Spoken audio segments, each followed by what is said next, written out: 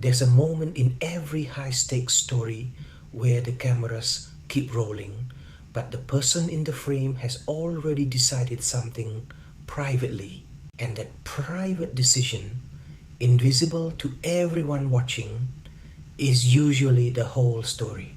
Today, we're decoding one of the most documented athletic recoveries in modern history, and we're running it through what we call the quiet pivot framework. 5 stages that reveal how someone transforms a public collapse into a quiet, methodical return. The subject is Tiger Woods. The episode is the period between the 2009 scandal and the 2019 Masters win. Everything we're analyzing here is drawn from public record. Interviews, press conferences, documented medical history, and on-course behavior. We're analyzing behavior only. Let's get into it. Here's the setup. By late 2009, Tiger Woods was arguably the most dominant athlete on the planet. Then, in the span of about 72 hours following Thanksgiving, his personal life became global news. Sponsors dropped him. His marriage ended. He withdrew from golf for months. When he returned to competition in 2010, the results were erratic.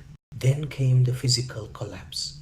4 back surgeries between 2014 and 2017, including a spinal fusion in April 2017 that many orthopedic specialists publicly described as career-ending. At one point in 2017, he was arrested for driving under the influence of prescription medication. He was ranked 1,199th in the world.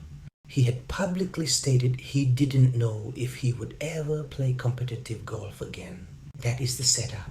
A man who had built an identity entirely around dominance was now publicly defined by absence, injury, and personal failure. The pressure wasn't just external, it was structural, because the identity he had constructed left almost no room for the version of himself that now existed. Here's the move. What Tiger Woods did between 2017 and 2019 was quiet and, for the most part, invisible to the public until it wasn't. He didn't announce a comeback tour. He didn't do a redemption press circuit. What the public record shows is a slow, almost bureaucratic return. He started hitting balls again. He played a charity scramble. He entered small tournaments. He spoke in interviews with noticeably reduced bravado, not performed humility, but a behavioral flatness, a factual tone about process, how his back felt that morning, what his swing was working on, what the next step was. He stopped projecting outcomes and started narrating process. At the 2018 Tour Championship, 10 years after his last major, he won a PGA Tour event. The crowd reaction, documented on video watched by tens of millions, was a genuine eruption. And then, in April 2019, he won the Masters, his 5th green jacket, his 15th major. On that Sunday at Augusta, the behavioral signature was unmistakable, controlled, methodical, present, no theatrics until the putt dropped. And then it was everything. Now here's the mechanism, and this is where the framework does its real work. What Tiger's documented behavioral pattern during this period is entirely consistent with is a well-established psychology principle called behavioral activation. Behavioral activation developed as a clinical framework by researchers including Peter Lewinson and later refined for treatment of depression by Neil Jacobson and colleagues in the 1990s, is built on a deceptively simple insight.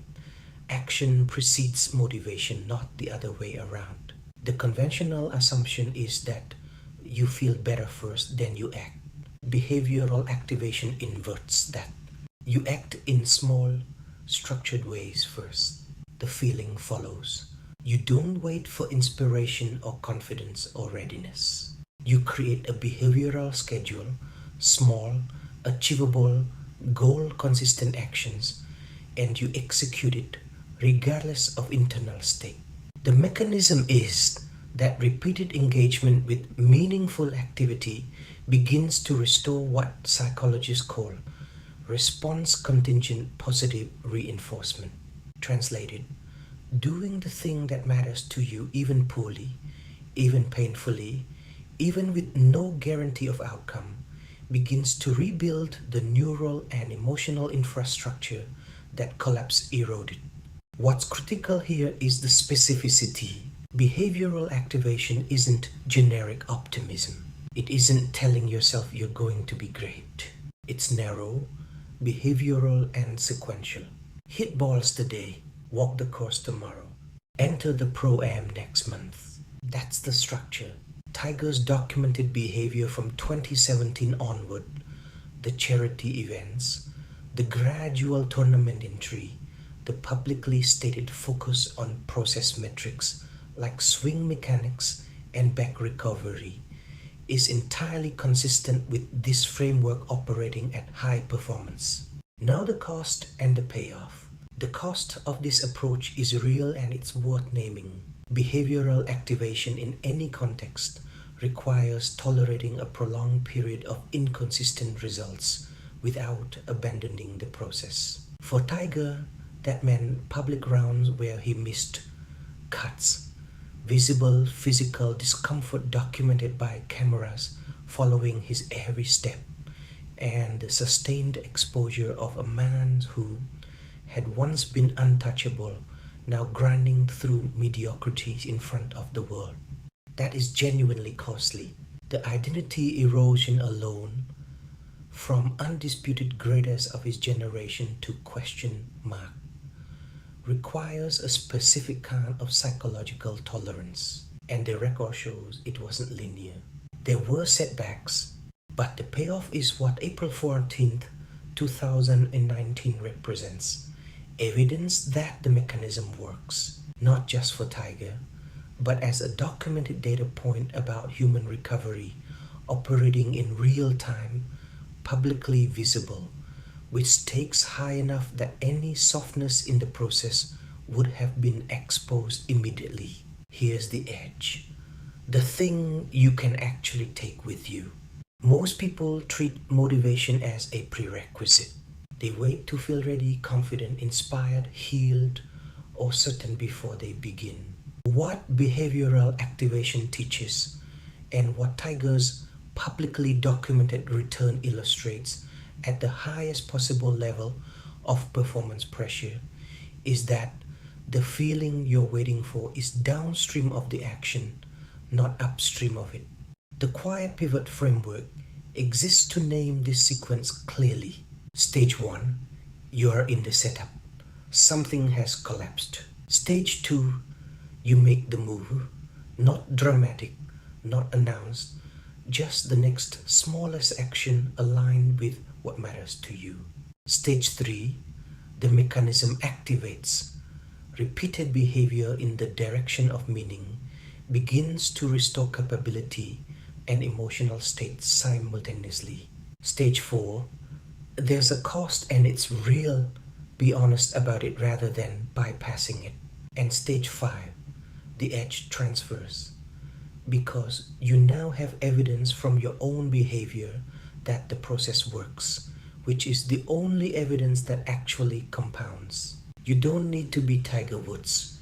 You need to know that waiting to feel ready is the trap, and that the first swing, awkward, painful, low stakes, watched by nobody, is the actual beginning of the comeback. That's the edge. We'll see you next time.